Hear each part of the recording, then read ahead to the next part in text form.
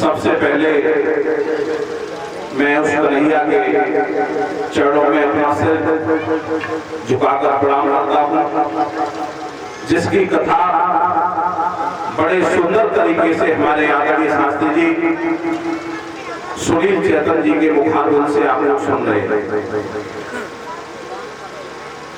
मैं प्रणाम करता हूँ हमारे सभी संत भगवान के चरणों में, हमारी जितनी माताएं जो बहनें बेटियां बैठी हैं उनके भी चरणों में प्रणाम करता हूँ। हमारे जितने भी पीछे बैठे हुए हमारे बड़े बुजुर्ग हैं, मैं उनके चरणों में प्रणाम करते हुए मैं धन्यवाद देना चाहता हूं हमारे बड़े भाई उपेंद्र सिंह यादव जी का, जिन्होंने हमें यहाँ बुलाकर आदरणीय सुनील चेतन जी की कथा सुनने का अवसर दिया। जैसा कि अभी शास्त्री जी ने बताया कि हमारे बीच में हमारे आदरणीय सुनील चेतन जी नहीं हैं।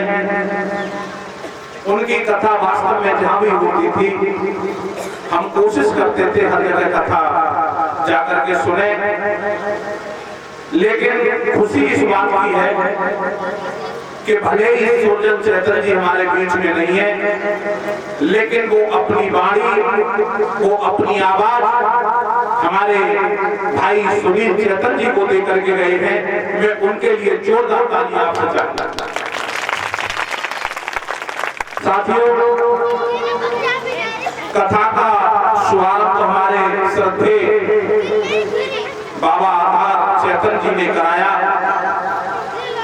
एक समाज में जागृति पैदा की, लोगों को कथा सुनने के लिए प्रेरित किया, लेकिन उनके मार्ग पर चलकर हमारे सुनील चेतन जी जो हमारे बीच में नहीं है, हमारे प्रिय शास्त्री जी जो हमारे आपके बीच में नहीं है, उन लोगों ने कथा को आगे बढ़ाया, नाम रोशन किया।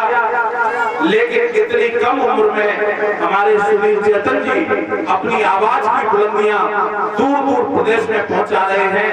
मैं उनको अपनी तरफ से यही शुभकामना देता हूं कि ईश्वर आपकी आवाज ऐसे ही बुलंद रहे और आप दिन दुगनी रात चौगुनी आगे बढ़ते रहो, और हमारा जहां आपको सहयोग चाहिए हम आपके साथ हैं। दूसरी बात, मैं अपनी जितनी बेटियां बैठी हैं, बहनें बैठी हैं, एक निवेदन जरूर करना चाहूंगा, क्योंकि आप लोग कथा सुनते जरूर हैं लेकिन उस पर अमल कम करते हैं।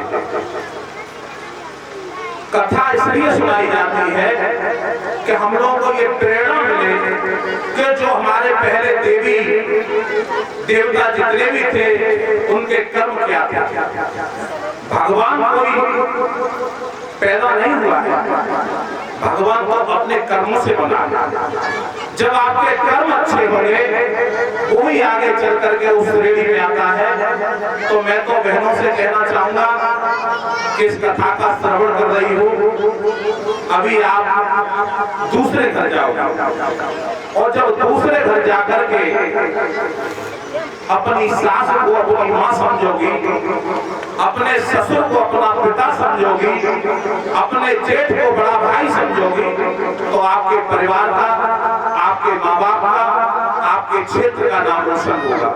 और मुझे लगता है कि आजकल लोगों में गुस्सा देते हैं, क्योंकि आज शास्त्री जी कपड़े का में एक बहू थी, 2 बच्चे छोड़ के गई है, एक शायद 3 साल का बेटा है, 1.5 साल की बेटी है, अकेला लड़का था, उसकी पत्नी थी, सास ससुर बुजुर्ग हैं, पति सूरत में नौकरी कर रहा था।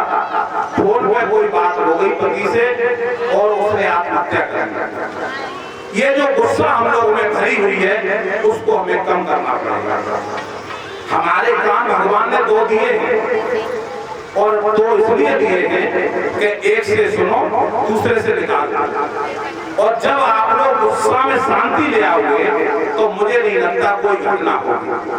आपको नहीं मालूम कि आपके जाने के बाद पता नहीं कितने लोग दुखी होते हैं, कितनों पे संकट आता है, वो बुजुर्ग बेचारे जेल जाते। लेकिन मैंने अनुरोध किया, लड़की बादामपुर की थी, तो सभी लोगों ने मेरा निवेदन स्वीकार किया और उसमें हमने फैसला करा दिया, पोस्टमार्टम कराया है और जाकर के अंत्येष्टि होगी, इसलिए मुझे जाना पड़ रहा है। वैसे मैं और कथा सुनता, तो मेरा निवेदन है कथा सुनो, उस पर अमल करो। और मैं इन मैयम से कहते हैं, जो मैया बैठी हैं, वे थोड़ी सी नरमी अपनी गुस्सा में तुम ले आओ, क्योंकि बहू आवे तो कुलच्छनी आएगी, ये कहा की, और लगी पे बहुत संकट आएगा। तो मेरी बेटिया तो कही है, बाहर के बाहर तो परेशान करता है, तो पूछो। तो सभी मैयाओं इतना ध्यान रखो, ये भी किसी दूसरे घर की बेटी है। जब आप अपना प्यार उस पर लुटाओगी, तो ये सत्य है कि वो भी आपको अपनी मां मानेगी। तो मेरे सभी बच्चे हैं, नौजवान हैं, आप लोग कथा का श्रवण करें, बीच में ज्यादा अवरोध पैदा नहीं करूंगा। शास्त्री जी का आदेश हुआ तो मैं आपके बीच में आया। अब मैं आपसे क्षमा चाहते हुए अनुमति चाहूंगा कि मैं कपरेटा जाना पड़ रहा है, क्योंकि अंत्येष्टि है, इसलिए जय श्री राधे, बोलिए कन्हैया लाल की।